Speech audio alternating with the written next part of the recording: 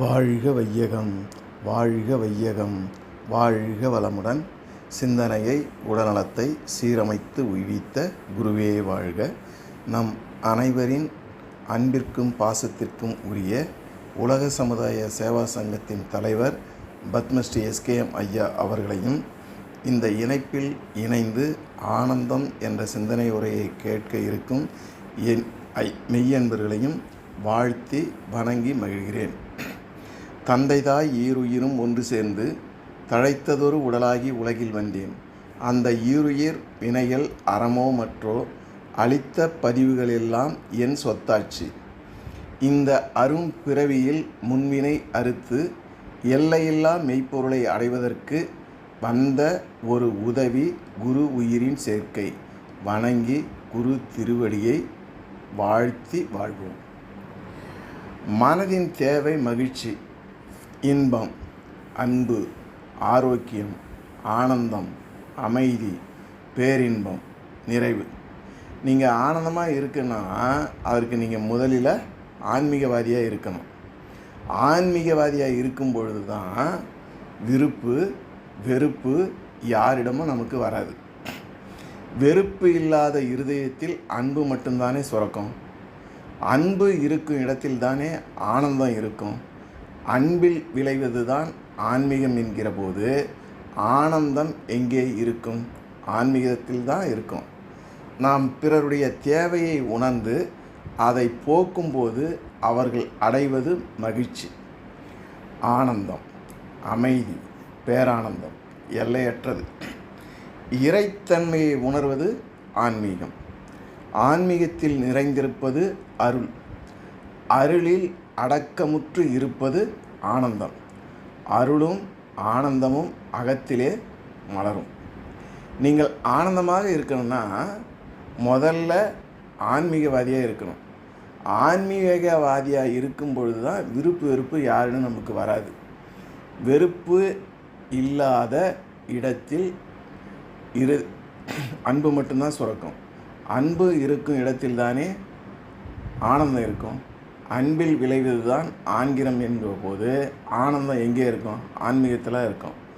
நாம் பிறருடைய தேவையை உணர்ந்து அதை போக்கும்போது அவர்கள் அடைவது மகிழ்ச்சி, ஆனந்தம், அமைதி, பேரானந்தம், எல்லையற்றது. இறைத்தன்மையை உணர்வது ஆன்மீகம். ஆன்மீகத்தில் நிறைந்திருப்பது அருள். அருளில் அடக்கமுற்று இருப்பது ஆனந்தம். அருளும் ஆனந்தமும் அகத்திலே மலரும். ஒரு பூ இருக்குது. பூவுக்குள்ள இனவிருத்தி நடக்கணும்னா மகரந்த சேர்க்கை நடக்கணும். மகரந்த சேர்க்கை நடைபெறணும்னா அந்த பூவுக்கு வண்டு வரணும். வண்டின் மூலமாக தான் மகரந்த சேர்க்கை நடைபெறும்.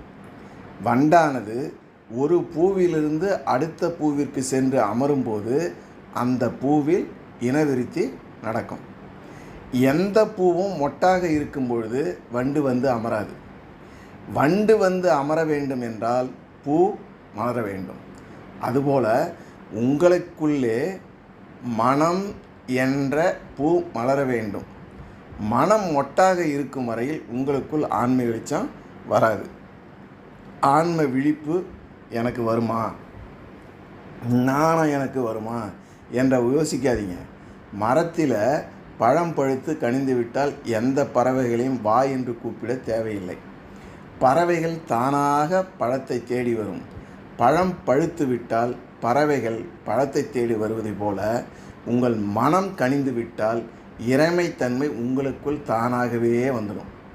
நமக்கு பிடிக்காத ஒன்றை நாம் எப்போது ஏற்றுக்கொள்ளக்கூடிய மனப்பக்குவம் எப்பொழுது வருகிறதோ அதுவே உண்மையான ஆன்மீக வாழ்க்கை. தேடல் இல்லாத இடமே பேரானந்தம். நெசமான சந்தோஷம் அதை தேடி அளவில் கிடைக்காதுங்க. உங்கள் இருப்பை முழுமையாக உணர்ந்து உங்களை ஒழுங்குபடி ஏற்றுக்கொள்வதில் இருந்தே உதயமாகுது. ஏற்றுக்கொள்ளுதல், மன அமைதி, வாழ்க்கையின் முரண்பாடுகள், ஆனந்தம், பேரானந்தம் எப்போதும் எதிலும் என்றும் சிந்திக்குமே. அனுபவிப்பது எல்லாம் அவன்தான், அனுபவிக்க வைப்பதும் அவன்தான், அனுபவம் ஆவதும் அவன்தான், அனுபவிக்க தெரிய வைத்ததும் அவன்தான். தான் என்று காட்டாத அவனை கடந்து அனுபவித்தவர்கள், அனுபவிப்பவர்கள், அனுபவிக்கப் போவார்கள் எவரும் இல்லை. அவனால் அவனைதான் அனுபவிக்கிறோம். அனுபவமாக உடலில் ஒவ்வொரு அணுவாக ஊடுருவி உன்னை ஆட்கொண்டு இருப்பதும் அவனேதான். அவனை அவனாக உணர்ந்து எதிலும் எப்போதும் அனுபவிக்கின்றோம் என்ற மெய்யை உணர அந்த அனுபவத்துக்கு வைத்திருக்கும் பொய் பெயர்கள் தான் இன்பம், துன்பம், கஷ்டம், வலி, வேதனை போன்ற பொய்யெல்லாம் பொய். மெய்யான ஆனந்தம், பேரானந்தம் எப்போ எதிலும் என்றுமே சிந்திக்குமே. களிப்பு, மகிழ்வு, ஆனந்தம். களிப்பு தனக்கு மட்டும் மகிழ்ச்சியை கொடுக்கக்கூடியது. ஒரே நேரத்தில் அனைவருக்கும் சந்தோஷத்தை கொடுக்கக்கூடியது மகிழ்வு. அடுத்தவர் துன்பத்தை போக்கி ஆனந்தத்தை உண்டாக்குவது. களிப்பிற்கும் மகிழ்வுக்கும் எல்லை உண்டு, ஆனால் ஆனந்தத்திற்கு எல்லையே கிடையாது. அன்பை தவிர வேறென்ன ஆனந்தம் உலகில்? இயற்கையை ஆராய்ந்து பார்த்தால் அன்பும் கருணையும் தான் எங்கும் எதிலும் அமைந்திருக்க காணலாம். அன்பு என்பது எந்த ஒன்றையும் உடலாலோ மனத்தாலோ தன்னோடு இணைத்து பிடித்து கொண்டிருப்பது. அப்படி இணைந்துள்ள மற்றொன்றுக்கு தனது ஆற்றலை தொடர்ந்து அளித்து அதனை காத்து வருவது தான் கருணை. இப்போ ஒரு முட்டையை பாருங்களேன், அதில் உள்ள அனைத்து பொருள்களையும் ஒன்றிணைத்து அதன் ஓடு பிடித்துக்கின்றது. இது போன்றது அன்பு. முட்டைக்குள் இருக்கும் மஞ்சக்கரு தான் குஞ்சு ஆக உருவாக இருக்குது. அந்த மஞ்சக்கருவுக்கு அதனை சுற்றியுள்ள வெள்ளைக்கரு தேவையான எல்லா பொருள்களையும் அளித்து நமக்கு அளிக்குது. இது போன்று தான் கருணை. உயிரினங்களில் ஒரு குழந்தையை பெற்ற தாய் அதனை எப்பொழுதும் தன்னோடு இணைத்து பிடித்து கொண்டே அல்லது பிரிந்து போய்விடாமல் கண்காணித்து கொண்டே இருக்கிறார். இது அன்பு. அதே காலத்தில் அந்த குழந்தை வளர்வதற்கும் வாழ்வதற்கும் தேவையான பால், உணவு இவைகளை அது வளர்ச்சி பெறும் வரையில் ஊட்டிக்கொண்டே இருக்கிறார். இதுதான் கருணை. அருகுண சீரமைப்பு பெற்று மன தூய்மை பெறும்போது நம்மிடம் உள்ள அன்பும் கருணையும் பீரிட்டு மேலோங்குது. அன்பையும் கருணையும் கொண்ட மனிதன் அதை உணர்ந்து தன் வாழ்விலும் செயலிலும் பின்பற்றி வாழ்வதே இறை வழிபாடு. இதுக்கு மகரிஷி ஞான களஞ்சியத்தில் 1596 பாடலில் ஒரு பாடல் கொடுத்துருக்காங்க. அன்பிரக்கம் கொண்டு தவம் ஈகை இன்சொல் ஆன்மீக நெறியாகும் போற்றிற்காக துன்பங்கள் குறைந்து வரும் மேலும் தெய்வத் துணைகிட்டும் வாழ்வில் புகழ் நிறைவு ஓங்கும் நன்முறையில் தனி மனிதன் வாழக் கற்றால் நாட்டினிலும் வீட்டினிலும் அமைதி ஓங்கும் இன்பமயமே எங்கும் இந்த உண்மை எளிதொன்றோ கற்பதற்கும் வாழ்வதற்கும் அப்படின்னு சொல்கிறாங்க. திருமந்திரத்தில் ஒரு பாடலுங்க. முகத்திற்கண் கொண்டு காண்கின்ற மூடர்கள் அகத்தில் கண்கொண்டு காண்பதே ஆனந்தம். மகட்கு தாய் தன் மணாளனோடு ஆடிய சுகத்தை சொல்லென்றார் சொல்ல எங்கேனே. முகத்தில் அழகினை கண்களை வைத்து பார்க்கும் மூடர்களே, உன் முகத்தோற்றமாக அழகு, முகத்திற்கு விதவிதமாக சாயத்தை பூசுவது அழகு கூடாது. அகத்தில் மனக்கண் கொண்டு காண்பதே ஆனந்தம். அது எப்படி? அகத்தில் கண் கொண்டு காண்பது ஆனந்தம். அதற்கு திருமூலர் சொல்கிறாரு, ஒரு மகனுக்கு தாய் தன் கணவருடன் படுக்கையில் நினைத்த காமுறுதலை வெளியே சொல்ல முடியுமா?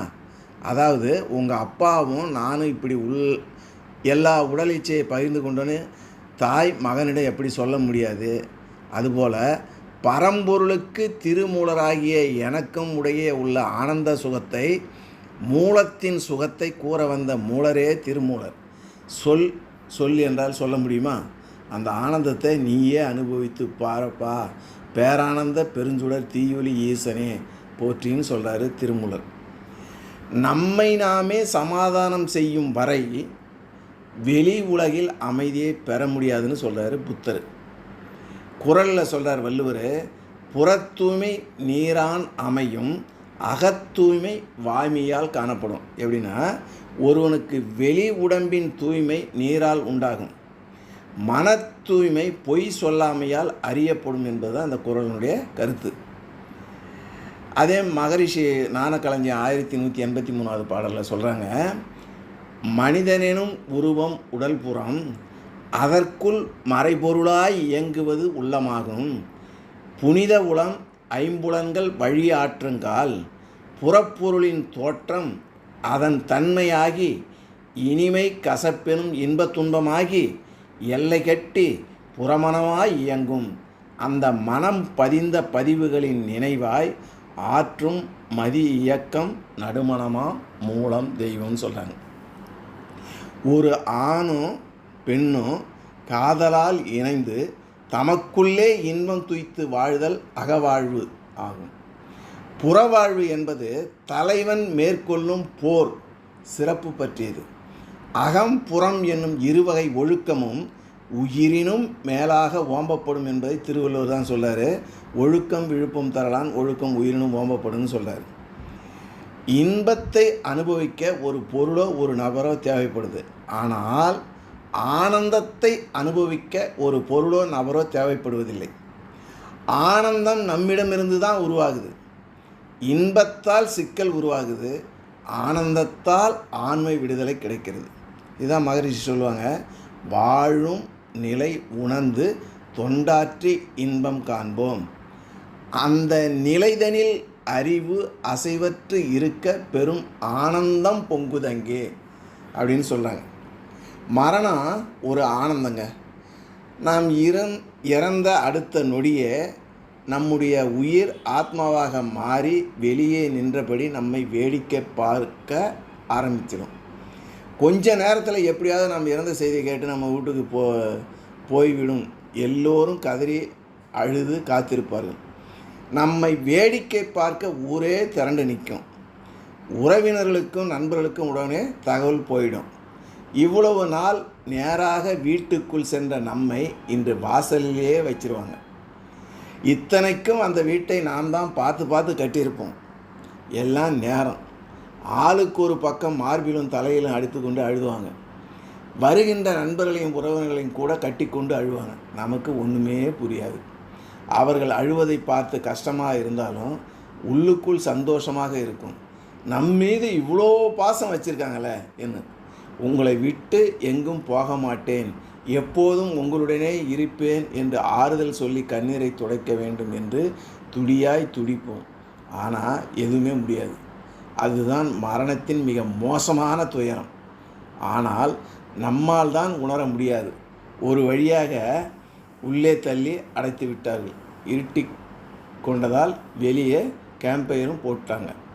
அழுது கொண்டே ஓடி வருகிறாள். இவ்வளோ நேரத்திற்கு பிறகு தமிழில் நமக்கு பிடிக்காத அந்த வார்த்தையை ஒருவன் சொன்னான், பணத்தை கொஞ்சம் தள்ளி வைங்க, பந்த போடணும். நம்ம அப்பா எவ்வளோ அழகாக பெயர் வச்சுருந்தாலும் செத்த பின்னாடி 10 காசுக்கு தேராது. கூட்டம் அதிகமாகி கொண்டே இருக்கும். நம் பகையாளில் கூட நம்மை ரொம்ப நல்லவன் என்று சர்டிஃபிகேட் தருவாங்க. ஒரு பக்கம் தாரை தப்பட்டை, இன்னொரு பக்கம் மக்கள் வெள்ளத்தில் மாலை மரியாதைகள், இன்னொரு பக்கம் பட்டாசு சத்தம். எல்லாம் இருந்தும் என்ன பிரயோசனம்? அத்தனை பேர் முன்னாடி அரைகுறை ட்ரெஸ்ஸோட நம்ம குளிக்க வச்சு மானத்தை வாங்கிட்டாங்களே, என்ன பண்ணுறது? பணமாக பிறந்ததால் இப்படி தான் ஒரு வழியாக எரிப்பதற்கோ புதைப்பதற்கோ எடுத்து செல்கிறாங்க. இவ்வளோ நாள் நாம் போட்ட ஆட்டத்தை எல்லாம் சேர்த்து 4 பேர் ஆடிக்கிட்டு இருக்காங்க. கடைசியில் நம்ம எரித்து விட்டாங்க. இனி எங்காவது நாய் ஊளையிட்டால் கூட நாம் தான் வந்திருக்கிறோம் என்று புழுக ஆரம்பித்துருவாங்க. அடுத்த நாள் வீட்டுக்கு சென்று பார்த்தா அழுகை குறைந்து விசும்பலாகி விட்டிருக்கும். அதற்கு அடுத்த நாள் விசும்பலும் குறைந்திருக்கும். இப்படி நாளாக நம்ம கொஞ்சம் கொஞ்சமாக மறந்து இயல்பு வாழ்க்கைக்கு திரும்பிடுவாங்க. ஒவ்வொரு இறப்பின் போதும் எத்தனையோ கனவுகளும் ஆசைகளும் சேர்ந்தே புதைந்து போகின்றன. இப்படி ஒவ்வொரு நாளும் சராசரியாக உலகம் முழுவதும் 70,000 பேர் உயிர் துறக்கிறார்கள். நாளைய விடையில் நமக்கானது என்கின்ற எந்த உத்திரவாதமும் இல்லை. நான் ஏன் பொய்யோடும் பொறாமையோடும் பகைமையோடும் பாவத்தோடும் நம் வாழ்க்கையை வாழணும்? பூமியில் வாழுங்காலத்தில் சந்தோஷமாக வாழலாமே. அறிவு, ஆனந்தம், ஆரோக்கியம் இவை மற்றவர்கள் நமக்காக செய்ய முடியாது. நாம் தான் செய்து அறிவையும் ஆனந்தத்தையும் ஆரோக்கியத்தையும் பெறணும்.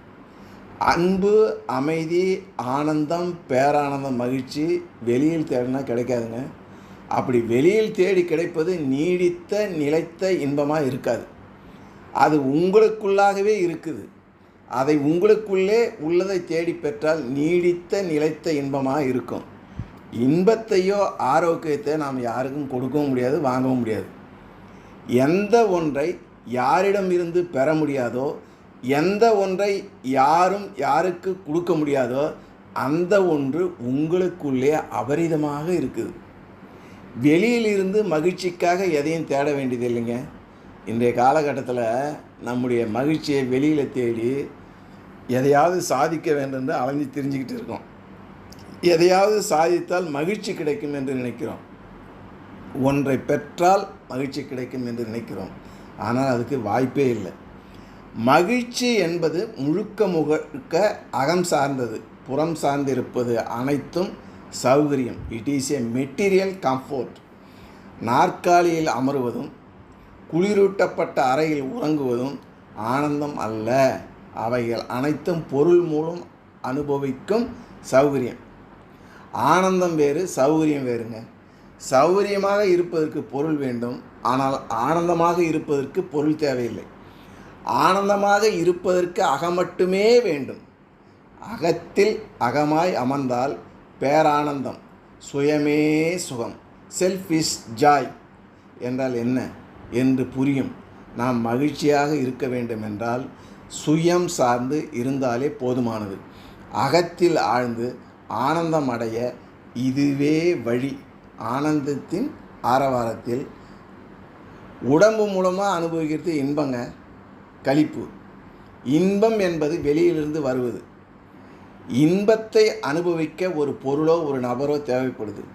ஒரே சமயத்தில் பொருளாலோ நபராலோ கிடைத்த சந்தோஷம் அதே பொருளால் அதே நபரால் மற்றொரு சமயத்தில் கிடைக்கிறதில்லை. வெளியில் இருப்பது நம் வசத்தில் இருப்பதில்லை. அது வந்தாலும் வரும், போனாலும் போகும். அதை நம் வசப்படுத்தி கொண்டதாக நினைத்த போதே கைவிட்டு போயிடும். முதல்ல தருகின்ற இன்பம் அடுத்தடுத்து பொருளினாலோ ஒரு நபரினாலோ கிடைக்கக்கூடிய இன்பம் குறைவாக தான் இருக்கும். எது ஒன்று தன் நிலையிலிருந்து மாறிக்கொண்டிருக்கிறதோ அதிலிருந்து கிடைக்கிறது நமக்கு இன்பம் மட்டுமே. இன்பத்தால் சிக்கல் உருவாகுது. உடலால் அனுபவிப்பது எல்லைக்கு உட்பட்டது. இதை மகரிஷி ஒரு பாடலில் சொல்கிறான். பாரதியார் சொல்கிறாரு, எத்தனை கோடி இன்பம் வைத்தாய் இறைவான் அப்படின்னு சொல்லுவாங்க. அதே மகரிஷி வினைப்பதிவாம் சுமையை விடுத்து தூய்மை பெறவே நினைவாய் உடலெடுத்தேன், நிலம் மீது விழுந்த பின்னே எனை மறந்தேன் என்றன் வினை மறந்தேன், இறைவா உனை மறந்தேன், ஆனால் நீ உள் நிறைந்து எனை மீட்டு இன்ப ஊற்றாய் நிறைந்த இறைவான்னு மகரிஷி பாடுறாங்க. சிவபுராணத்தில் மாணிக்க வாசகர் சொல்கிறாரு, இன்பமும் துன்பமும் இல்லானே உள்ளானே, அன்பருக்கன்பனே யாவையுமாய் அல்லையுமாய் சோதியனே அப்படின்ற. இறைவன் தனக்கென ஒரு இன்பமும் துன்பமும் இல்லாதவன். அடியார்க்கு வரும் இன்ப துன்பங்களை தான் ஏற்றுக்கொள்வதனால் இன்பமும் துன்பமும் உள்ளான். ஆனால் இன்பமும் துன்பமும் இல்லானே உள்ளானே என்கிறார் மாணிக்க வாசகர். மனது மூலமாக அனுபவிப்பது சந்தோஷம், மகிழ்ச்சி. மனதால் அனுபவிப்பது எல்லோருக்குமானது. சந்தோஷம் எப்பொழுதும் நீடித்து நிலைப்பு இருக்கிறது இல்லை. ஒருவர் அனுபவிக்கின்ற சந்தோஷத்தை அதே நேரத்தில் மற்றொருவரும் அந்த சந்தோஷத்தை அனுபவிக்கலாம். அனைவரும் அனுபவிப்பதால் சந்தோஷம் குறைவது இல்லை. Happiness of neurochemical in mind. Endorphin, dopamine, serotonin, oxytocin, oestrogen, progesterone, melatonin, cortisol, norepinephrine, adrenal. இந்த ரசாயனங்களுக்கு நமக்கு சந்தோஷத்தை அளிக்கக்கூடியது மூளையில் இருக்குது. சந்தோஷம் வருவதற்கு மூளையின் அதிர்வலைகள் சரியாக இருந்தால் இந்த ரசாயனங்கள் சீராக சுரக்கும், நம்ம மகிழ்ச்சியாக இறக்க வைக்கும். நாளைய விடியில் நமக்கானது என்ற உத்தரவாதம் இல்லாத போது நாம் ஏன் பொய்யோடும் பொறாமையோடும் பகையோடும் பாவத்தோடும் நம்ம வாழ்க்கையை வாழணும்? இதுதான் கடுவெளி சுத்தர் அழகாக ஒரு பாட்டு பாடுறாரு. பாவம் செய்யாதிரு மனமே, நாளை கோபம் செய்தே யமன் கொண்டோடி போவான். பாவம் செய்யாதிருமே மனமே அப்படின்னு சொல்லி கடுவெளி சித்தர் பாடுறாரு. ஆத்மா மூலமாக அனுபவிப்பது ஆனந்தம். ஆத்மாவால் ஏற்படுகின்ற ஆனந்தம் ஹாப்பினஸ்ன்னு இங்கிலீஷில் சொல்லுவாங்க, தமிழில் களிப்புன்னு சொல்லுவாங்க. அதாவது ஆனந்த களிப்பு. ஆத்மா என்றால் காற்று, காற்று என்றால் உயிர். ஆனந்தம் என்ற சொல் ஆண் ப்ளஸ் நந்தம் என்ற பிரிகிற போது ஆன்மாவின் பெருக்கம், உயிரின் ஆற்றல், வலிமை என்று வளர்ந்து கொள்கிறது. ஆன்மாவின் அதாவது உயிர்காற்று நிறைய நிறைய உடலுக்கும் மனதிற்கும் ஏற்படுகின்ற மகிழ்ச்சி, சந்தோஷம், மகிமை பெற்றது. இந்த ஆனந்தம் பெருக பெருக தான் மூச்சு பயிற்சி செய்கிற துறவிகளும் சித்தர்களும் அதை ஆனந்தம், பரமானந்தம், பேரின்பம்னு சொல்கிறாங்க. இதே மகரிஷி ஞானக்கலைஞர் 1652 பாடலில் சொல்கிறாங்க, நன்மை தரும் நவக்கோள்கள் நட்சத்திர கூட்டம், நான் அகத்தே காணுகின்றேன் நடனமாடும் காட்சியாய், உன் பெரிய பெரிய ஓமையற்ற ஆற்றலால் உலகங்கள் அத்தனையும் உருளுதே ஓர் கொத்து போல், தன்மயமாய் தான் அதுவாய் தவறிடாத இயக்கம் உன் தன்மையினை என்ன என்ன தவமது ஆனந்தமே அப்படின்னு சொல்கிறாங்க. நாம் துக்கப்படுவதற்கு என்ன காரணம்? துக்கம் அடைவதற்கு ஒரு நபர் இருந்தால் தான் துக்கமே வரும். இந்த துக்கத்தை சேகரிப்பது நம்மிடம் உள்ள அகங்காரம். இந்த அகங்காரம் யாரிடம் இல்லையோ அவங்க ஒருபோதும் துக்கப்பட மாட்டாங்க. மகா பெரியவர் சொல்கிறாரு, நமக்கு அந்நியமான வெளி விஷயங்களிலிருந்து ஆனந்தத்தை சாஸ்வதமாக சம்பாதித்து கொள்வது நடக்காத காரியம். வெளியில் இருக்கிற வஸ்து வந்தால் தான் சந்தோஷம். ஆனந்தம் என்று துரத்தி கொண்டே இருப்பவனுக்கு சாந்தி எப்படி வரும்? வெளியில் இருப்பது நம் வசத்தில் இருப்பதல்ல. அது வந்தாலும் வரும், போனாலும் போகும். அதை நம் வசப்படுத்தி கொண்டதாக நினைத்த போதே கைவிட்டும் போயிடும். நமக்கு அந்நியமான வெளி விஷயங்களிலிருந்து ஆனந்தத்தை சாஸ்வதமாக சம்பாதித்து கொள்வது நடக்காத காரியம். அந்த சாந்தியை கெடுக்கிற பிரயத்தனம்தான் மனுஷன் புறத்தில் ஆனந்தத்தை தேடிக்கொண்டு போகிறான். காரணம், அவன் உள்ளுக்குள் தானே ஆனந்த சுரூபமாக இருப்பது தான். இவன் உள்ளூர ஆனந்த சுரூபமாக இருப்பதாலே ஆனந்தத்தை எப்போது பார்த்தாலும் தேடிக்கொண்டே இருக்கான். மாயையால் தானே ஆனந்த சுரூபம் என்பதை மறந்து விட்டிருக்கான். இருந்தாலும் இவனுடைய சுபாவமே ஆனந்தமான படியால் இவனுக்கு ஆனந்தம் அடைய வேண்டிய எண்ணம் மட்டும்தான் இருக்குது. மனுஷங்களில் எவராவது ஆனந்தத்தை தேடாமல் துக்கத்தை தேடி போகிறவங்க இருக்காங்களா? ஆனாலும் அந்த ஆனந்தம் உள்ளே இருப்பதை அறிந்து சாந்தத்தில் அதை அனுபவிக்காமல் வெளியே ஆனந்தத்தை தேடி துரத்தி கொண்டே போய் சாந்தியை ஓயாமல் கெடுத்து கொள்கிறார்கள். ஆனால் ஆனந்தத்தை அனுபவிக்க ஒரு பொருளோ நபரோ தேவைப்படுவதில்லை. ஆனந்தம் என்பது உள்ளிருந்து வெளிப்படுவது எது ஒன்று தன் நிலையிலிருந்து மாறாமல் இருக்கிறதோ அதிலிருந்து நமக்கு கிடைப்பது ஆனந்தம். மனம் ஒன்று இல்லாத போது தான் ஆனந்தம் கிடைக்கும். ஆனந்தம் என்பது நமக்கு கிடைத்த அளப்பரிய அமைதி. ஆத்மாவால் ஒரு ஆனந்தத்தை ஞானி அனுபவித்தால் அவரை சுற்றி இருக்கிற ஆயிரக்கணக்கான மக்களிடம் ஒரு அமைதி பிறக்கிறது. ஆனந்தத்தால் ஆன்ம விடுதலை கிடைக்குது. இதுக்கு திருமந்திரத்தில் சொல்கிறாங்க, சாயுச்சியம் உப சாந்த தங்குதல், சாயுச்சியம் சிவமாதல் முடிவிலா, சாயுச்சிய மனத்து ஆனந்த சக்தியே, விழிப்பின்கண் தன்னை மறந்திருத்தல் சாயுச்சியம் அடைதல். என்னென்னா, விருப்பு வெறுப்பு அற்ற உபாசாந்த நிலையில் உள்ளவரும் சாயுச்சியம் பெற்றவரே, சிவத்துடன் லயமாதல் எல்லையற்ற ஆனந்தத்தில் திளைப்பிருப்பதாக சாயுச்சியமே அப்படின்னு சொல்கிறாங்க திருமூலர். ஆதி அனாதியும் ஆகி எனக்கு ஆனந்தமாய் அறிவாய் நின்று இலங்கும் ஜோதி மௌனியாய் தோன்றி அவன் சொல்லாத வார்த்தையை சொன்னாண்டி தோழி. தாய்மானவர் சொல்கிறார், ஆதியும் அனாதியும் ஆகி எனக்கு ஆனந்தமாய் அறிவாய் நின்று இலங்கும் ஜோதி மௌனியாய் தோன்றி அவன் சொல்லாத வார்த்தையை சொன்னாண்டி தோழி அப்படின்னு சொல்கிறாங்க. இந்த உலகில் வாழ்கிற மக்களுக்கு 3 ஆனந்தம் உருவாகுது. என்னென்னா விஷானந்தம், பஜானந்தம், பிரமானந்தம். காமம் பணத்தாசையால் வருவது விஷானந்தம். இறைவனுடைய திருநாமத்தையும் மகிமையும் பாடுவதால் வருவது பஜானந்தம். உண்மையான இறை நாட்டத்தால் வரும் இறைக்காட்சியில் ஏற்படுவதுதான் பிரம்மானந்தம். இருந்தும் இல்லாமல் இருக்கும்போது ஏற்படுவது ஆனந்தங்க. தந்தது உன் தன்னை, கொண்டது என் தன்னை, சங்கரா ஆர்குலோ சதுரர், அந்தம் ஒன்றில்லாத ஆனந்தம் பெற்றேன் அப்படின்னு சொல்லிட்டு மாணிக்கவாசகர் திருவாசகத்தில் சொல்கிறார். வாய்மை, உண்மை, மெய்மை மூன்றும் சேர்ந்தது தான் சத்தியம். வாய்மை என்பது வாயிலிருந்து வரக்கூடிய சொல்லு, தீமை இல்லாத இருக்கும். உண்மை என்பது உள்ளத்திலிருந்து இருக்கக்கூடிய தெய்வீகத்தில் கலந்து இருக்க வேண்டும். மெய்மை என்பது இறைநிலையை உணர்ந்து அதன் வழியிலே செயல்படுத்த வேண்டும். இன்பத்தில் துன்பம், துன்பத்தில் இன்பம், இறைவன் வகுத்த நியதின்னு கண்ணதாசன் ஒரு பாடலில் பாடுவார். 1 கோடி சூரியர்கள் உதித்தாலும் 1 கோடி சூரியர்கள் உதித்தாலும் குருடர்க்கு இருள் நீங்கா கோல் போல் மருள் தீர ஆசான் உரைத்தாலும் பாசாதி நீங்காது பார்தின்று படுத்து ஈன்று யமன் வாயில் படுதல் பன்றிக்கும் உண்டு அப்பையன்னு சொல்லிட்டு திருமூலர் சொல்கிறார். மனித வாழ்க்கைனா எப்படிங்க, எப்படி இருக்குது, எப்படி இருக்கணும் என்பதை ரத்தன சுருக்கமாக நமக்கு உரைத்திருக்கார் திருமூலர். நாம் பிறப்பு தொடங்கி இருப்பு வரை ஓடிக்கொண்டே இருக்கணும். எதனால்? பொருளாதாரத்துக்கு. பொருளை பிரிங்க, பொருள் ப்ளஸ் ஆதாரம். ஆனால் அதுவே வாழ்க்கை என தவறான புரிதலில் சுயநலமாய் சுருங்கி விடுகிறோம்.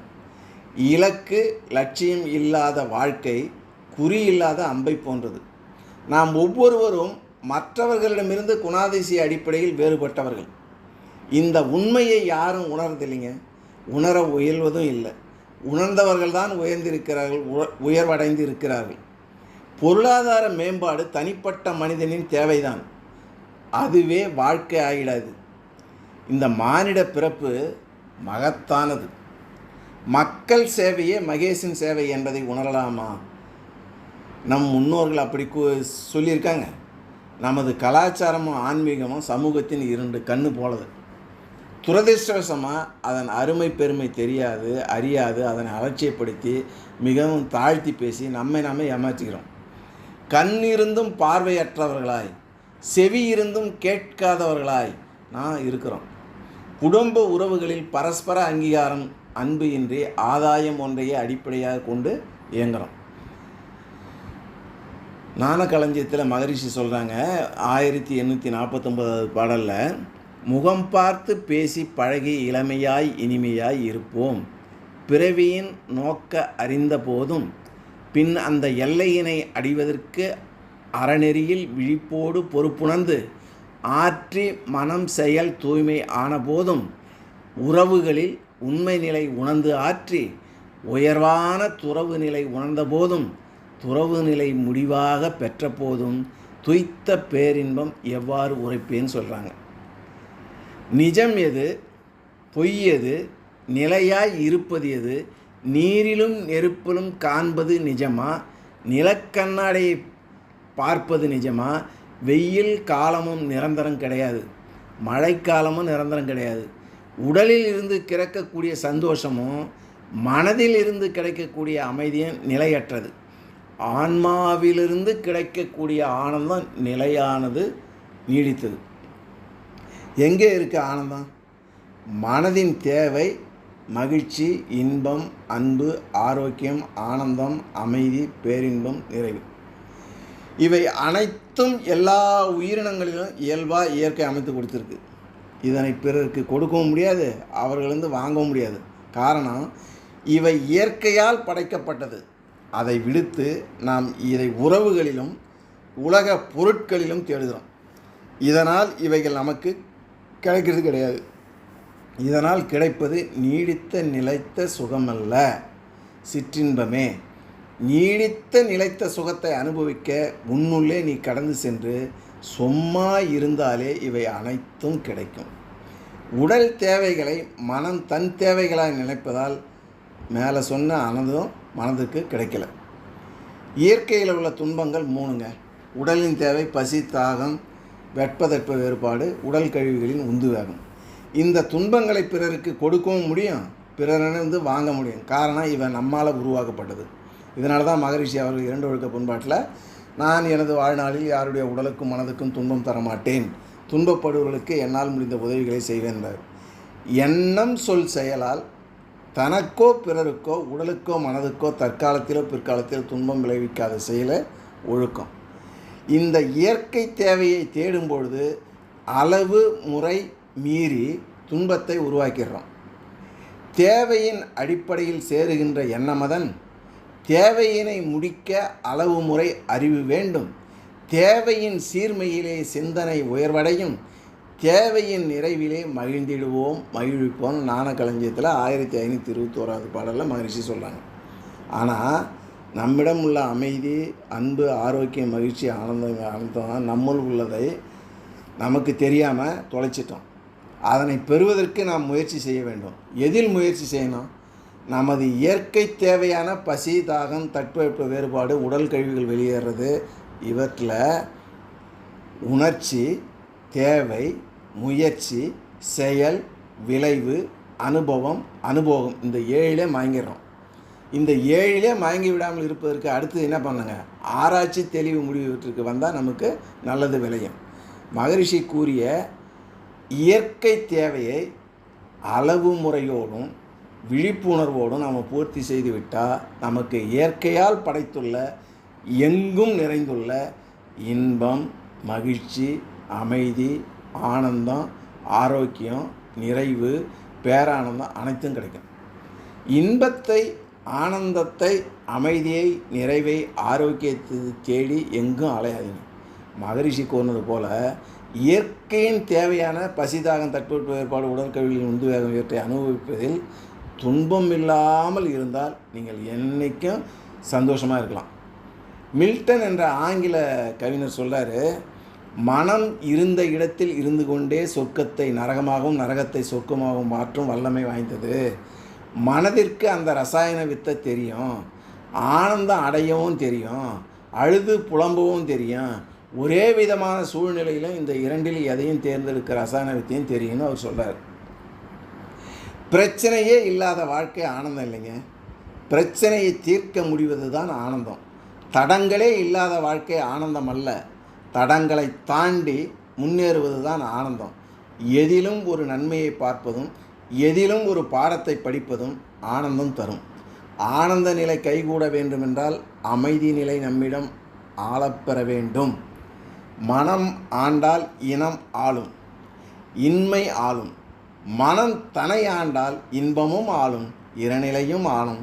பேரானந்தம் என்றும் எப்பொழுதும் இன்று இருப்பது போலவே வலிவும் வனப்பும் பெற்று நிலைத்திருக்கும் தன் நிலையில் இருப்பது பேரானந்தம்.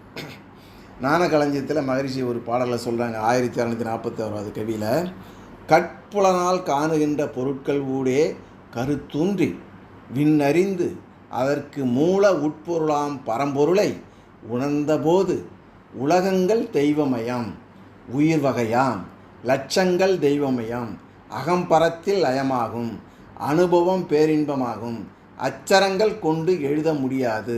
இந்த ஆனந்த அனுபவத்தை மௌனம் அன்றோ அப்படின்னு சொல்கிறாங்க. 6வது அறிவின் முழுமையே அனுபோகமே பேரானந்தம். 6வது அறிவின் வருகையும் தோற்றமும் இந்த பேரானந்தத்தை அனுபவிப்பதற்கு மட்டுமே. நாம் பெற்றதை பிறருக்கு பகிர்ந்து அளிப்பது பேரானந்தம். பகிர்ந்து அளிப்பதால் நம்மை சுற்றிலும் உள்ளவர்களும் சூழ்நிலையும் அமைதியாக மாறிடும். எப்படி பகிர்ந்து அளிக்கணும்னா, சாந்தியும் சமாதானமும் அமைதியும் உண்டாவதாக என்று சொல்லி ஆனந்தத்தை பகிர்ந்து அளிக்க வேண்டும். இந்த வார்த்தையை மந்திரமாக சொல்லும் பொழுது வான்காந்தத்தில் பரவி உலகம் முழுவதும் அமைதி நிலவும். நம்மை சுற்றிலும் அமைதி நிலவும், நம்மிடமும் அமைதி நிலவும். இதைத்தான் வேதாத்ரி மகரிஷி அவர்கள் தவ முடிவில் ஓம் சாந்தி சாந்தி சாந்தி என்று தான் பெற்ற தவ ஆற்றலை உலகம் முழுவதும் வான்காந்தம் மூலமாக பரவிடுவாங்க. எந்த ஒரு சமுதாயத்தினரும் தன் உள்ளத்தில் அருளப்பட்டதை மாற்றிக்கொள்ளாத வரையில் அவருடைய அருட்கொடைகளை அல்லாஹ் மாற்றிவிடுவதில்லை. நாம் இறந்த பிறகு எதையும் நம்மோடு எடுத்து செல்ல முடியாது. ஆனால் நாம் உயிரோடு இருக்கும் பொழுது நம்மிடம் இருக்கும் அறிவு, பொருள், உடல் உழைப்பு இவற்றை கொண்டு மற்றவர்களுக்கு உதவினால் அவர்கள் பயனடைந்து நம்மை வாழ்த்துவாங்க. அந்த வாழ்த்து உங்களுடன் அழியாத சொத்தாக வரும்னு சொல்லி பட்டினத்தார் சொல்கிறார்.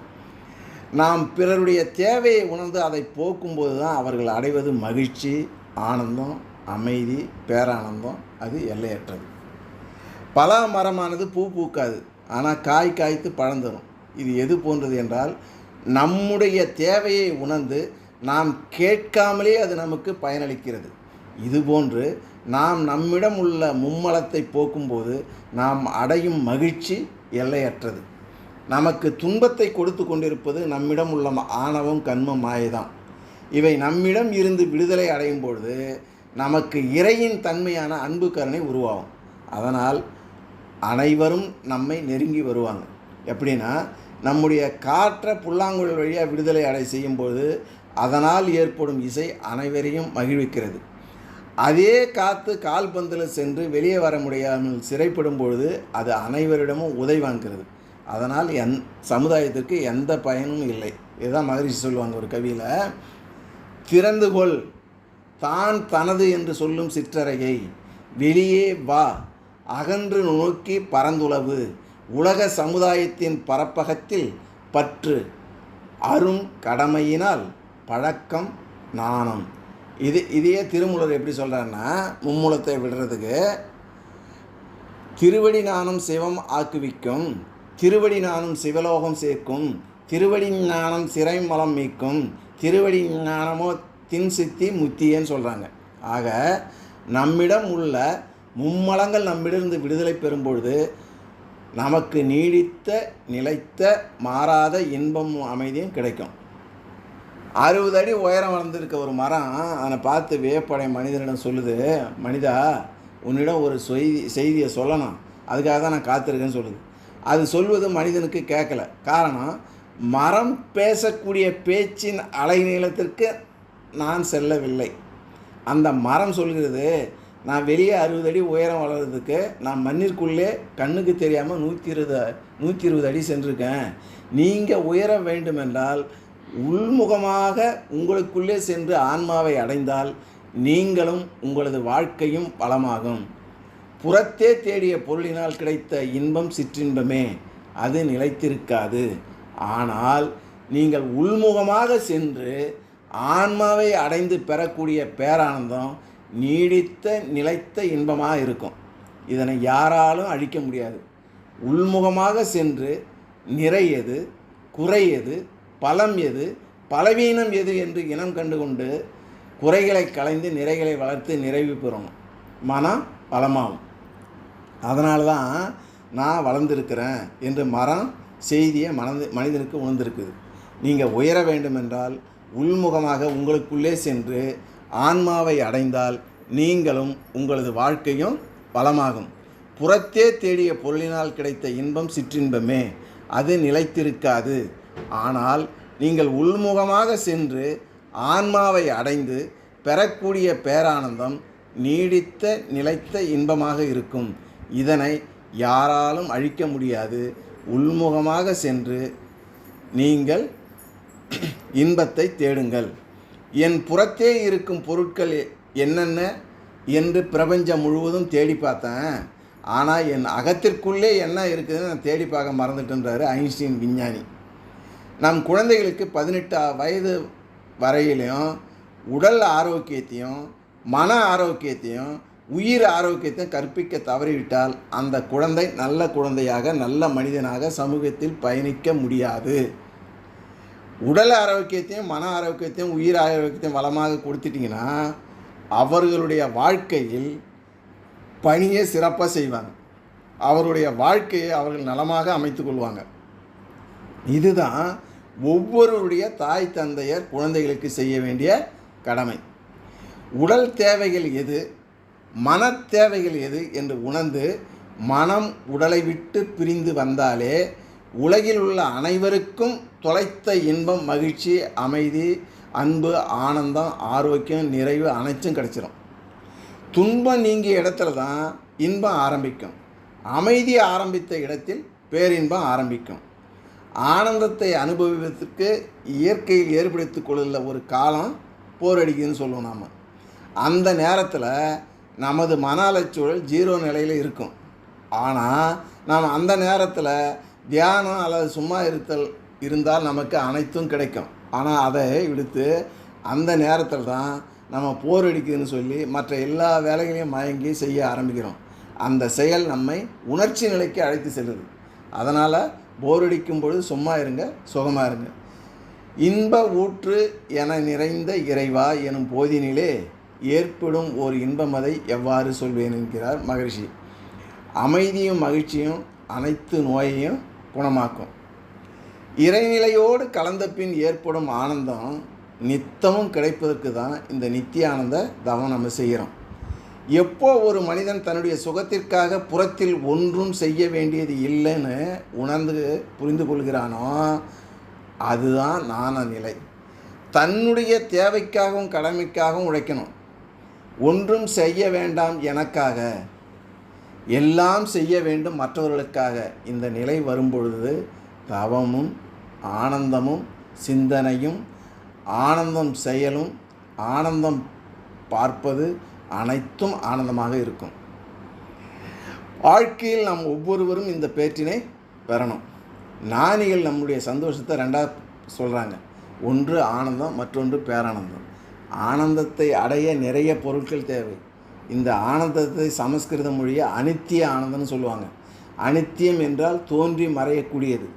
இந்த அனித்திய ஆனந்தம் வேண்டுமென்றால் புண்ணிய செயல்கள் செய்ய வேண்டும். இந்த புண்ணியம் அறநில வாழ்க்கையை வாழ்ந்தால் கிடைக்கும்.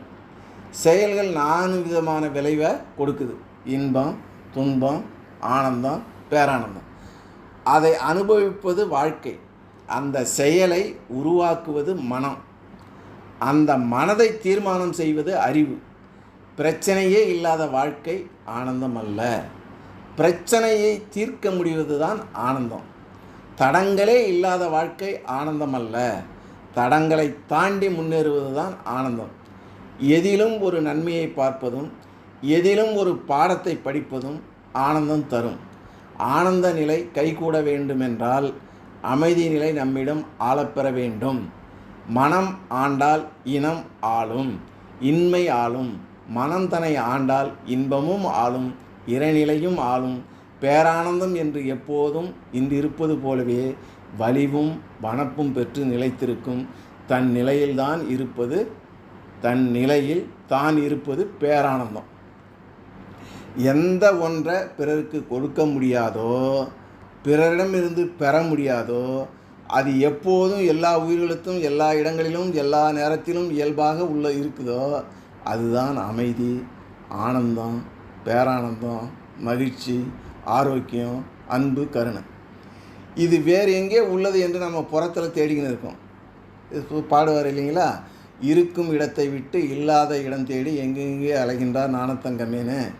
வெளியில் தேடுவது சுலபமா, நமக்கு உள்ளே தேடுவது சுலபமா? நமக்குள்ளே தேடுவது தான் சுலபம். நீதி நெறி உணர் மாந்தராகி வாழும் நிலை உணர்ந்து தொண்டாற்றி இன்பம் காண்போம் அப்படின்னு சொல்லுவாங்க. விட வேண்டியதை விட்டுவிட்டால் பெற வேண்டியதை அந்த இடத்திலேயே நீ காண்பாய். மனம் அகத்தோடு தொடர்பு கொண்டு அடையக்கூடிய ஒரு உணர்வு அமைதி, ஆனந்தம் என்ற உணர்வுகள். நம் வாழ்க்கையில் இது அகம் சார்ந்தது. நம் வாழ்க்கை அகம் சார்ந்தது அமைதி, ஆனந்தம். புறம் சார்ந்தது இன்ப துன்பம். துன்பம் எதனால் வருது? அதர்ம நெறிப்படி வாழ்ந்தால், அதர்ம நெறிப்படி பொருளை ஈட்டினால், அதர்ம நெறிப்படி இன்பங்களை அனுபவித்தால் அதனால் தோன்றுவது பாவம். பாவம்தான் துன்பத்துக்கு காரணம். நாம் அனைவரும் வாழ்க்கையில் இன்பம் வேணும்னு சொல்லிட்டு நினைக்கிறோம். ஆனால் அதற்கான செயல்களை நம்ம யாரும் செய்கிறது கிடையாது.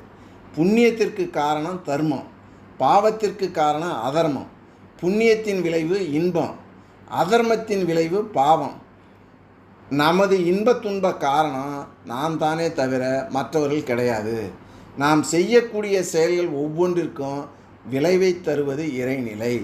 நாம் செய்யக்கூடிய ஒவ்வொரு செயலும் அயராது விழிப்பு நிலையில் இருந்து செயல்பட்டால் அதனுடைய விளைவு அறநெறிப்படி புண்ணியம்தான் கிடைக்கும். பொருள்களில் இருந்தோ மற்ற மனிதர்களிடமிருந்தோ சூழ்நிலையில் இருந்தோ பெறப்படுகின்ற இன்பம் நிரந்தரமானது அல்ல. ஏக்கத்தை அளிக்கும் இன்பத்தோடு கூடிய துன்பத்தை அளிக்கும் நம்மை அடிமைப்படுத்தும் தன்மையுடையது. இன்பத்தினுடைய குழந்தைகளை தெரிந்து கொண்டு கர்மப்படி வாழ்ந்து கொண்டு வந்தால் முழு மன நிறைவை தருகின்ற, துன்பமில்லாத, நம்மை அடிமைப்படுத்தாத ஒரு பேரானந்தத்தை அளிக்கக்கூடிய அறிவை அளிக்கும். இந்த பேரானந்தம் எதிலிருந்து கிடைக்குதுன்னா நித்திய வஸ்திலிருந்து தான் ஒரு நித்திய ஆனந்தம், பேரானந்தம், அறிவானந்தம், பரமானந்தம், ஞானானந்தம் கிடைக்கும். அந்த நித்திய வஸ்து எது என்றால் இறைவன், இறைஞானம், இறை உணர்வு. அந்த நித்தியானந்தத்தை அடைய நான் எங்கே செல்லணும்? அந்த நித்தியானந்தம் உன்னுள்ள தான் இருக்குது. அந்த நித்தியானந்தமே நீ தான். இறைவன் என்றால் அருவம். அந்த இறைவனுடைய முழுமையான தன்மை ஆனந்தம். மனதின் தேவை மகிழ்ச்சி, இன்பம், அன்பு, ஆரோக்கியம், ஆனந்தம், அமைதி, பேரின்பம், நிறைவு. அனுபவித்த பின்பு நம் நினைவில் இருந்து மறந்து விடக்கூடிய இன்பங்கள் சிற்றின்பங்கள். வாழ்நாள் முழுமைக்கும் நினைவில் இருக்கக்கூடிய இன்பங்கள் பேரின்பங்கள். இன்பத்தை அடைந்தாலும் மீண்டும் வேண்டுவது, திருப்தி அடையாதது சிற்றின்பம். வேறு எதையும் விரும்பாதது பரிபூரணமானது பேரின்பம். முதலில் இனித்து பிற்பாடு கசப்பது சிற்றின்பம். முதலில் கசந்து பிற்பாடு இனிப்ப பேரின்பம். இல்லற வாழ்க்கை வாழ்வது சிற்றின்பம். இல்லறத்தில் இருந்து கொண்டு பரம்பொருளை நினைத்து வாழ்வது பேரின்பம். இவை அனைத்தும் எல்லா உயிரினங்களிலும் இயல்பாக இயற்கை அமைத்து கொடுத்துள்ளது. சிற்றின்பமே நீடித்த நிலத்தை, சுகத்தை அனுபவிக்க உன்னுள்ளே நீ கடந்து சென்று சும்மா இருந்தாலே இவை அனைத்தும் கிடைக்கும். உடல் தேவைகளை மனம் தன் தேவைகளாக நினைப்பதால் மேலே கூறியவை அனைத்தும் மனதிற்கு கிடைப்பது இல்லை. துன்பம் நீங்கிய இடத்தில் இன்பம் ஆரம்பிக்கும். அமைதி ஆரம்பித்த இடத்தில் பேரின்பம் ஆரம்பிக்கும்.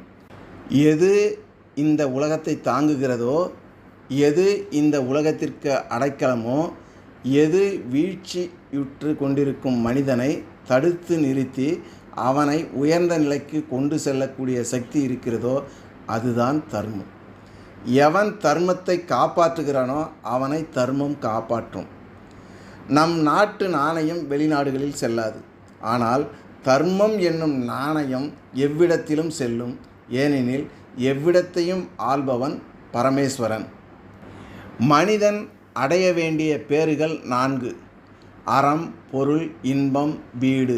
இதில் தர்மத்துக்குத்தான் முதலிடம் கொடுக்கப்பட்டுள்ளது. தர்மம் என்னும் முதல் படியில் ஏறினால்தான் கடைசியில் மோட்சத்தை அடைய முடியும். நம் பொருளை கொண்டு தர்மத்தின்படி ஒழுகினால் ஆன்மீக நன்மையும் உலகியல் நன்மையும் கிடைக்கும். மதங்கள் மாறுபடலாம், ஆனால் தர்மம் ஒன்றுதான். கடலை போய் அடையும் நதிகளை போன்றவை மதங்கள், ஆனால் அவற்றில் உள்ள நீர் போன்றதுதான் தர்மம்.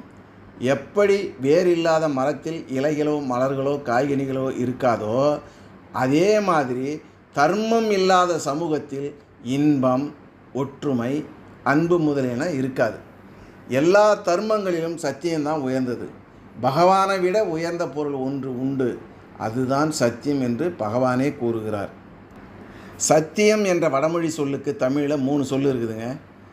உள்ளத்தால் சத்தியத்தை எண்ணுவதை உண்மை என்றோம். வாயினால் சத்தியம் பேசுகிறத வாய்மைன்னு சொல்கிறோம். உடம்பால் சத்தியத்தை செய்கிறத மெய்மைன்னு சொல்கிறோம். இருள் சேர் இருவினையும் சேரா இறைவன் பொருள் சேர் புகழ் புரிந்தார் மாட்டுன்னு குறளில் சொல்கிறாங்க. துன்பம் தரக்கூடிய பழவினையும் புகுவினையும் துன்பம் தராது. இறைவனை உணர வேண்டும் என்று சொல்லவில்லை. மாறாக இறைத்தன்மை உணர்ந்தவர்களுக்கு உனக்கு துன்பம் இல்லை என்று தான் வள்ளுவர் சொல்கிறார். வாழ்வின் நோக்கம் என்பது எல்லாருக்கும் தெரியும், இறை உணர்வு பெறுறது, முழுமை அடைதல். உணர்வுகள் 4 வகையாக சொல்கிறாங்க: துன்பம், இன்பம், அமைதி, பேரானந்தம். மனம் உடலோடு தொடர்பு கொண்டு புலன்கள் மூலமாக அடையக்கூடிய ஒரு உணர்வு இன்ப துன்ப உணர்வு. இது புறம் சார்ந்த வாழ்க்கை. யாரும் யாருக்கும் இன்பத்தை கொடுக்கவோ வாங்கவோ முடியாது. யாரும் யாருக்கும் இதை கொடுக்க வேண்டிய அவசியமும் இல்லை, வாங்க வேண்டிய அவசியம் இல்லை. ஏன்னா இன்பம் என்பது கொடுக்கக்கூடியதோ வாங்கக்கூடியதோ அல்ல. அது எல்லா உயிர்களிடத்திலும், எல்லா இடத்திலும், எல்லா காலத்திலும் நிறைஞ்சிருக்குது. ஓரறிவிலிருந்து 5 அறிவு உள்ள ஜீவன்கள் எல்லா இடத்திலும் எல்லா நேரத்திலும் இயற்கையில் உள்ள இன்பத்தை அனுபவிச்சுட்டு இருக்குது.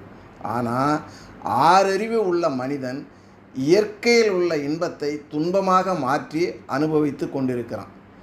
இந்த செயல் 6 அறிவு படைத்த மனிதனுக்கு மட்டுமே இருக்குது. 5 அறிவு உள்ள ஜீவராசிகளுக்கு கிடையாது. இது மனிதனின் பெருமையா வெட்கி தலைகுனிய வேண்டிய விஷயம். உலகில் இன்று நிலவும் அனைத்து துன்பங்களும் மனிதனால் உருவாக்கப்பட்டவை. பழிவாங்குவதற்காக நேரத்தை வீணாக்காதீங்க. உங்களை காயப்படுத்தியவர்கள் இறுதியில் தங்கள் கர்மாவை எதிர்கொள்வார்கள். இன்று நீங்கள் தீர்ப்பளிப்பது நாளை நீங்கள் தாங்கும் தீர்ப்புகளாக இருக்கலாம். நல்லது நன்மையுடன் திரும்பும், தீமையுடன் தீமை திரும்பும். பாவப்பதிவு காலத்தால் விளைவை தருகின்ற புண்ணிய பதிவு உடனுக்குடன் பாவப்பதிவை அழித்து விடுகிறது. இன்பம் நீங்கிய இடம் துன்பம், துன்பம் நீங்கிய இடம் இன்பம். துன்பம் கொடுக்கும் செயல் கெட்ட செயல், துன்பம் போக்கும் செயல் நல்ல செயல். மனம் அகத்தோடு தொடர்பு கொண்டு அடையக்கூடிய ஒரு உணர்வு அமைதி, ஆனந்தம் என்ற உணர்வுகள் நம் வாழ்க்கையில் இது அகம் சார்ந்தது. சுகம்னா மனம், உடல் இவற்றை சுகமாக இருந்தால்தான் நம் வாழ்க்கையில் சந்தோஷமாகவும் மகிழ்ச்சியாகவும் இருக்க முடியும். உடல் துன்பப்பட்டால் உடலிலே நோயாகவும், மனம் துன்பப்பட்டால் உள்ளத்திலே கலங்கம், வாழ்க்கையிலே சிக்கல். உடலும் மனமும் மகிழ்ச்சியாகவும் ஆரோக்கியமாகவும் இருப்பதற்கு எது தேவை? மனதின் தேவை மகிழ்ச்சி, இன்பம், அன்பு, ஆரோக்கியம், ஆனந்தம், அமைதி, பேரின்பம், நிறைவு. எல்லா கலைகளையும் சேர்த்து தான் செய்ய முடியும். ஆனால் சிற்பக்கலை மட்டும் தேவையில்லாதவற்றை நீக்கி தான் செய்ய முடியும். அதனால் தான் கோயில்களில் மூலவர் கற்சிலையாக உள்ளது. அங்கு உள்ளவர்கள் கோயிலுக்கு வருபவர்களிடம் நம்மிடம் உள்ள தேவையில்லாதவற்றை நீக்கிவிடுங்கள், நீங்களும் கருவறையில் உள்ள மூலவர்கள் ஆகலாம் என்று சொல்லணும். எதை தேடி மக்கள் செல்கிறாங்க? ஆரோக்கியத்திற்காக, வேலை கேட்டு, கடன் சுமை அகல, பிள்ளை வரத்திற்காக, திருமணம் நடைபெறுவதற்காக, நாணம் தேடி, மீண்டும் பிறவா பெருநிலை வேண்டி, முக்தியை நாடி, இப்படி பல காரணங்களாக இந்த உலகத்தில் எத்தனையோ கோடி பேர் பிரார்த்தனையில் ஈடுபட்டிருக்காங்க. எண்ணி பாருங்கள், எத்தனை வேண்டுதல்கள். அசத்தியத்திலிருந்து சத்தியத்திற்கும், இருளிலிருந்து ஒளிக்கும், மரணத்திலிருந்து மரணமில்லா பெருவாழ்வுக்கும் எம்மை அழைத்து செல்க என்று இந்துக்களின் பிரார்த்தனை அமைகிறது. மனித மனதில் புதிரும் அச்சமும் நிலையாமை உணர்வும் தொடருது. ஆதி மனிதன் முதல் ஐன்ஸ்டீன் வரை இதுதான் நிலை. கை நிறைய காசு இருப்போர் தங்கள் செல்வத்தையும் சமூக அந்தஸ்தையும் பாதுகாக்கும் அச்சத்தில் ஆலயங்களில் திரள்கிறார்கள். வாழ்நாள் முழுக்க முழுக்க போராடியும் உணவு, இருப்பிடம், ஆரோக்கியம் என்ற அடிப்படை வசதிகளே அடைய முடியாத ஏழைகள் தங்கள் துரதிர்ஷ்டத்தை களைவதற்கு இறைவனின் பாதங்களில் சரணடைகிறார்கள். கோவில்களிலும் தேவாலயங்களிலும் மசூதி மற்றும் தர்காக்களிலும் திரளும் கூட்டமே இதற்கு சாட்சி. இவ்வுலகில் காணும் அனைத்து இடங்களிலும் பொருட்களிலும் கடவுளின் கையொப்பம் இருப்பதாக பார்க்கிறது திருக்குரான்.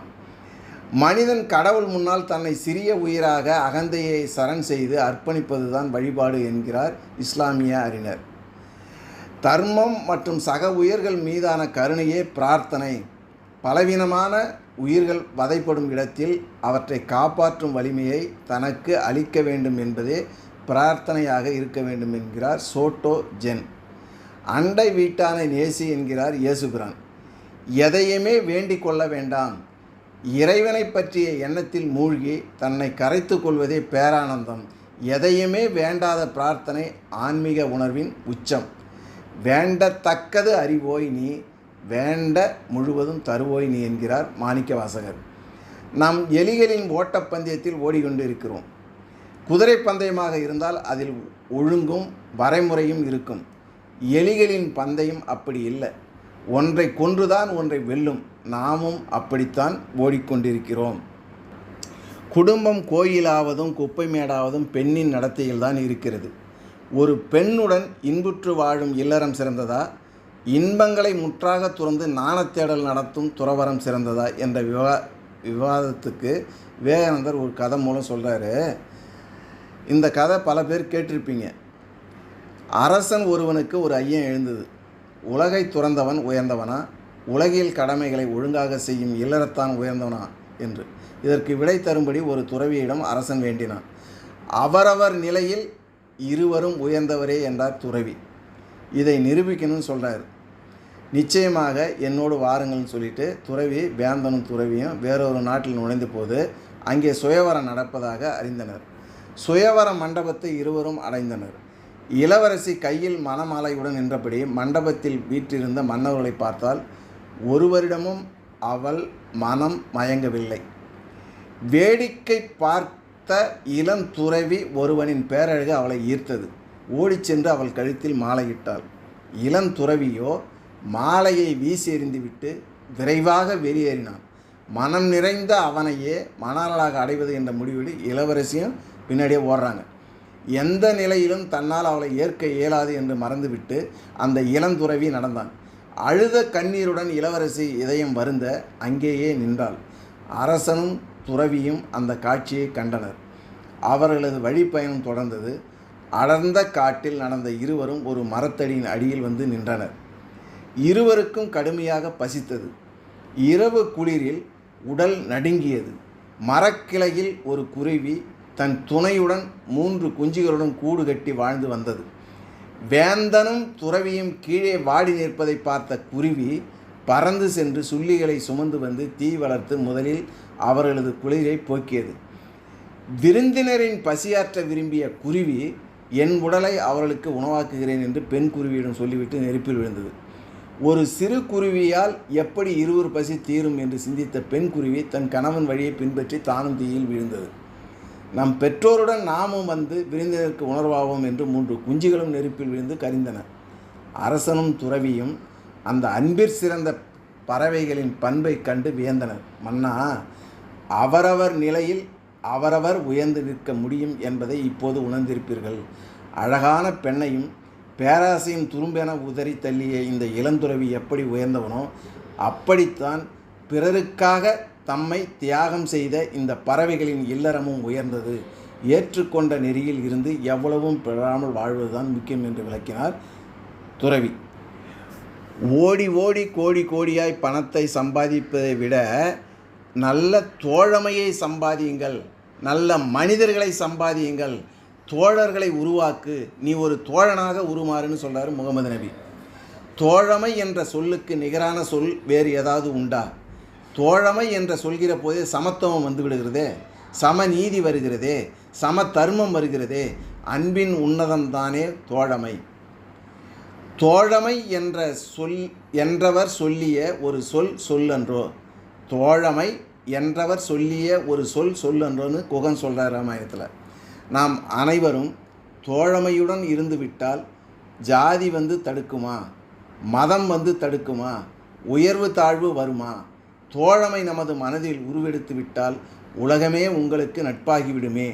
உலகமே நட்பாகிவிட்டால் உலகமே உங்களுக்கு அன்பாகிவிடுமே. உலகமே உங்களுக்கு அன்பாகிவிட்டால் உலகமே உங்களுக்கு இன்பமாகிவிடுமே. உலகமே ஆன்மீகமாகிவிடுமே. உலகமே உங்களுக்கு ஆனந்தமாகிவிடுமே. இவை அனைத்திற்கும் எது ஆதாரம்? தோழமை. தனித்து ஒற்றை மரமாக நிற்காதே, உறவுகளை ஆறத் தழுவி அரவணைத்து கொள். அவ்வை பிராட்டியிடம் விநாயக பெருமான் வந்து ஒரு பாடலை கேட்குறாரு. அது அவ்வை பிராட்டி பாடுறாங்க. எல்லையில்லா ஆனந்தம் அளித்து அல்லல் கலைந்தே அருள் வழி காட்டி, சத்தத்தின் உள்ளே சதாசிவம் காட்டி, சித்தத்தின் உள்ளே சிவலிங்கம் காட்டி, அணுவிற்கு அணுவாய் அப்பாலுக்கு அப்பாலாய் கணுமுற்றி நின்ற கரும்புள்ளே காட்டி, வேடமும் நீரும் விளங்க நிறுத்தி, கூடி மெய்த்தொண்டர் குழாத்துடன் கூட்டி, அஞ்ச கரத்தின் அரும்பொருள் தன்னை நெஞ்ச கரத்தின் நிலை அறிவித்து, தத்துவ நிலையை தந்து என ஆண்ட வித்தக விநாயக விரை கடல் சரணேன்னு பாடுறாங்க அவை பிராட்டி. நித்திய கர்ம பகவத்கீதையில் கிருஷ்ண பரமாத்மா அர்ஜுனுக்கு சொல்கிறாரு, அர்ஜுனா நீ தினமும் உடற்பயிற்சி செய்யி. சைவ சித்தாந்தத்தில் சொல்வது என்னன்னா, சரீரம் இன்றி இறைநிலையை உணர சாத்தியமில்லை, இறைநிலை இன்றி சரீரம் இயங்க சாத்தியமில்லைன்னு சொல்கிறாங்க சைவ சித்தாந்தத்தில். உடற்பயிற்சி செய்து வர வர நம் அனைவரிடமும் உடலில் மாற்றம் வரும். அந்த மாற்றம் ஏமாற்றமாகவோ தடுமாற்றமாகவோ போராட்டமாகவோ இல்லாமல் முன்னேற்றமாக தினமும் நாம் செய்ய வேண்டும். சரீரமது சரியின்றி எச்செயல் செய்தாலும் மண் குதிரையை நம்பி ஆற்றில் இறங்கிய நிலை உன் வாழ்வில் நிலை. உடம்பு இருந்தால்தான் அறிவை வெளிப்படுத்த முடியும். மனித இனம் மனித வளமாக மாற வேண்டும். தேகங்கொண்ட மனிதனாய் இந்த மண்ணில் இருக்கும் வரை உன் சரீரத்தின் ஆனந்தமும் ஆரோக்கியமும் உன்னுடன் கொடுக்கப்பட்ட தனிப்பட்ட சிறப்பான பொறுப்பு என்று செயல்கள் செய். அப்பொழுதே நீ செய்யும் காரியங்களில் வீரியமும் விசேஷமும் விருச்சகமும் தானே அமையும். ஏனெனில் அண்டத்தில் சர்வமாய் இருப்பவன் உன் பிண்டத்தில் உயிரென இருக்கிறான். மகரிஷி அவர்கள் எளிமையாக உடற்பயிற்சியை வடிவமைத்து நம் அனைவருக்கும் சுலபமாக கிடைக்குமாறு கொடுத்ததினால் அதனுடைய மதிப்பு குறைத்து எடை போட்டு நாம் பயிற்சி செய்யாமல் விடுகிறோம். ஆதியும் அனாதியும் மற்ற அகிலாண்ட கோடி பிரமாண்ட நாயகன் உலக படைத்த ஒருவன் உன்னில் இருக்கும் இறைவன். அவன் சுகமாக இருப்பதற்கு, நம் உடல் உறுப்புகள் நலமாக இயக்கம் பெறுவதற்கு தினமும் உடற்பயிற்சி செய்ய வேண்டும். உன்னை நீ மதிக்க ஆரம்பித்தால் நீ எதிர்பாராத நன்மையும் மேன்மையும் உன்னை தானே தேடி வரும். கடவுளுக்கு நீ செய்கிற ஒரு ஆராதனை அர்ச்சனை என்ன தெரியுமா? உன்னை நீ மதித்து தினமும் உடற்பயிற்சி செய்கிறது தான். குணமோடு சேர்ந்த பணம் சாதனை செய்யும். குணத்தை தக்க வைப்பதற்கு தவம், பணத்தை வரவழைப்பதற்கு ஞானம், இது இரண்டும் சேர்ந்து உங்களோடு செயல்படும். அதற்கு உதவி செய்வது சரீரத்தின் ஆரோக்கியமே. அந்த ஆரோக்கியத்தை அளிப்பது தினமும் நாம் செய்யும் உடற்பயிற்சி. உலகில் இருவர் உள்ளனர். ஒருவர் கொடுத்து வைத்தவர், மற்றொருவர் கெடுத்து வைத்தவர். கடவுள் கொடுத்த இந்த உடலை வைத்து எதிர்காலத்தை நிர்ணயிப்பவன் கொடுத்து வைத்தவன். கடவுள் கொடுத்த இந்த உடலுடைய ஆரோக்கியத்தை கெடுத்தவன் கெடுத்து வைத்தவன். உலகில் எந்த நாட்டிலும் நேஷனல் யூத் டே கொண்டாடுவதில்லை. நமது இந்திய நாட்டில் மட்டும்தான் கொண்டாடுகிறோம். ஏனெனில் அந்த நாள் ஜனவரி 12 வீரத்துறவி விவேகானந்தர் பிறந்த நாளைத்தான் நமது நாட்டில் நேஷனல் யூத் டே என்று கொண்டாடுகிறோம். எப்போ ஒரு மனிதன் தன்னுடைய சுகத்திற்காக புறத்தில் ஒன்றும் செய்ய வேண்டியது இல்லை என்று உணர்ந்து புரிகிறானோ அதுதான் ஞான நிலை. தன்னுடைய தேவைக்காகவும் கடமைக்காகவும் உழைக்க வேண்டும். ஒன்றும் செய்ய வேண்டாம் எனக்காக, எல்லாம் செய்ய வேண்டும் மற்றவர்களுக்காக. இந்த நிலை வரும்பொழுது தவமும் ஆனந்தமும் சிந்தனையும் அனைத்தும் ஆனந்தமாக இருக்கும். வாழ்க்கையில் நாம் ஒவ்வொருவரும் இந்த பேற்றினை பெற வேண்டும். புளியங்காய் காயாக இருக்கும் பொழுது அதனுடைய தோலை அதிலிருந்து பிரிப்பது கடினமாக இருக்கும். அதே புளியங்காயை காலத்தால் பழமாக மாறும்பொழுது எந்தவித முயற்சியும் இல்லாமல் தோலை எளிதாக பிரித்திடலாம். அதைப்போல் நம் வாழ்க்கையில் பற்றுகளை கொண்டிருந்தால் புளியங்காய் போல் இருப்போம். என்று நம்முடைய பற்றுகளை கொஞ்சம் கொஞ்சமாக விட்டு விடுகிறோமோ அப்போது நீங்கள் புளியம்பழமாக மாறிடுவீங்க. புளியங்காயாக வாழ்க்கை தொடர போகிறீங்களா, புளியம்பழமாக மாறி இறைநிலையை அடைய போகிறீங்களா என்பது உங்களுடைய சாய்ஸ். வாழ்க்கையில் நடக்கும் நிகழ்வுகளை, அதற்கான காரண காரியங்களை ஆழ்ந்து சிந்திக்கும் பொழுது அவரவருடைய நியாயங்கள் அவரவர்களுக்கு உயர்ந்தது. பிறருடைய சுதந்திரத்திலோ நியாயங்களிலோ நான் தலையிட மாட்டேன் என்றெல்லாம் எண்ணி எப்போ நாம் பக்குவப்படுகிறோமோ அப்போதே நம்முடைய பற்றுகளை சுருக்கிக் கொள்வோம், ஒடுக்கிக் கொள்வோம். முழுக்க முழுக்க மனதை துறக்கிற ஒரு நிலையை நீங்கள் உணரும் பொழுது எப்படி புளியம்பழம் மட்டும் சுருங்கி ஓட்டை விட்டு விலகி நிற்கிறதோ அதை போன்று நீங்கள் பற்றுகளிலிருந்து ஆன்மாவில் ஒடுக்கம் பெற்று அமைதியை உணர்வீர்கள். ஒரு முறை அமைதியை உணர்ந்து விட்டு வந்த பிறகு மீண்டும் இந்த அமைதி நிலையை திரும்ப திரும்ப நீங்கள் உணரும்போது இன்னும் வேகமாக அமைதியை நோக்கி நகர்ந்து நீடித்த நிலைத்த ஆனந்தத்தை மேன்மேலும் அனுபவித்து அந்த நிலையிலே நீடித்து இருப்பீர்கள். உலக சூழ்நிலைகளில் எந்தவித பாதிப்புகள் நடந்தாலும் அந்த பாதிப்பிலிருந்து எனக்கும் அந்த சூழ்நிலையில் நிகழும் பாதிப்புக்கும் எந்தவித தொடர்பும் இல்லை என்ற பேரானந்த நிலையில் இருப்பீர்கள். இந்த அமைதியின் வெளிப்பாடாகும். நமது அசல் தூய்மை மற்றும் எளிமையாக வளர்த்துக்கலாம். கலப்படம் செய்வது உறவுகளிலோ அல்லது மனதிலே மட்டும் அசுத்தத்தை ஏற்படுத்தும். கலப்படம் இல்லாத போது தூய்மை இருக்கும். எளிமை தூய்மையுடன் தொடர்புடையது. இயற்கையுடன் ஒரே மாதிரியாக இருக்க எளிமையாக இருங்கள். நாம் கூறுவது எளிமையாகவும் இயற்கைக்கு இணங்கவும் வாழ்வது மகிழ்ச்சியை தரும். இயற்கை சக்திகள் சக்தி வாய்ந்ததாகவும் பிரமிக்க வைக்கக்கூடியதாகவும் எளிமையாகவும் கம்பீரமாகவும் அமைதியாகவும் கணிக்கக்கூடிய தன்மையும் தூய்மையானதாகவும் இருக்கிறது. மனித உடல் இயற்கையைப் போலவே செயல்படுகிறது. நாம் எங்கே மிகவும் சிக்கலானதாக காண்கிறோம் என்றால் மனதில் தான். மனம் தனக்காகவே அல்லது தன் அடையாளத்திற்காகவே பொருட்களை உருவாக்கும் போது அது சிக்கலாக முடியுது. சிக்கலானது கலப்படம் அல்லது தூய்மையற்றது. நாம் தூய்மையாகும் போது ஒன்றோடு ஒன்று இணைந்திருப்பதை பார்க்கலாம். தூய்மை பற்றிய நமது உள்ளுணர்வு பாராட்டு நம்மை தூய்மைக்கு மதிப்பளிக்க தூண்டுது. நமது உண்மையான தன்மை தூய்மையாக இருப்பது தான். இயற்கையும் தூய்மையானது என்பதால் நாம் தூய்மையை நோக்கி ஒரு நனவான பயணத்தை மேற்கொண்டவுடன் அது நமது கூட்டாளி ஆகிறது. இயற்கை ஒத்துழைக்குது. நம்ம சரியான திசையில் செல்லும்போது நாம் மகிழ்ச்சியாகவும் விருந்தினராகவும் உணர்வோம். அதுவும் இயற்கை ஒத்துழைக்குது. கருணை மற்றும் தாராள மனப்பான்மையின் செயல்களால் நமது தூய்மையின் அளவையும் அதிகரிக்க முடியும். நாம் தூய்மையாகும்போது ஒருவரை ஒருவர் மதிக்கிறோம். வகுப்புவாத மற்றும் கூட்டு நல்வாழ்வுக்கு நாங்கள் பங்களிக்கிறோம். நாம் விதியை நெசவு செய்ய தொடங்குகிறோம். தூய்மையே விதியை நெசவு செய்கிறது என்பதை நாம் ஏற்றுக்கொண்டால் நமது விதி இங்கே நமக்காக காத்திருக்கிறது. நாம் நமது இருப்பை வடிவமைக்கிறோம். அதனால் நமது வாழ்க்கை தூய்மையுடன் ஊடுருவுகிறது. மேலும் இந்த வடிவமைத்தல் சரியான கற்றல், செய்தல் மற்றும் மாறுதல் ஆகியவற்றில் உள்ளது. இயற்கை நம்மை போலவே தூய்மையாகவும் எளிமையாக மாறுவதன் மூலம் அதை நாம் இருப்பில் பிணைகிறோம். விவேகானந்தர் சொல்கிறாரு, ஒவ்வொரு மனுஷனும் மேற்கொள்ள வேண்டிய விரதங்கள் என்னென்னா, பசித்தவனுக்கு சோறு போடு, நோயுற்றவனுக்கு மருந்து கொடு, அறிவு இல்லாதவனுக்கு கல்வியை கொடுன்றார். அதே முகமது நபி சொல்கிறார் இதே மாதிரி விரதத்தை, அடிமைகளை விடுதலை செய்யுங்கள், நோயுற்றவனுக்கு மருந்து கொடுங்கள், பசித்தவனுக்கு சோறு போடுங்கள்னார். இந்த புத்தர் சொல்கிறாரு, உனக்கும் முதுமை வரலாம், உனக்கும் நோய் வரும், உனக்கும் மரணம் வரும், உனக்கும் பிரிவு வரும், உன் செயல்களே உனக்கான விளைவு. எனவே அனைவரும் நம்மால் முடிந்த அளவிற்கு இயற்கைக்கும் நம்மை சார்ந்தவர்களுக்கும் சமுதாயத்திற்கும் நம்மால் ஆன உதவிகளை தொண்டை செய்து நம்முடைய கர்மாவை கழித்து வாழ்வின் நோக்கமாகிய இறைநிலையை அடைவோம் என்று கூறி, இதுகாரும் இந்த சிந்தனை உரையை கேட்டு மகிழ்ந்த உங்கள் அனைவரையும் வாழ்த்தி வணங்கி மகிழ்கிறேன். வாழ்க வையகம், வாழ்க வையகம், வாழ்க வளமுடன், வாழ்க வேதாத்திரியம்.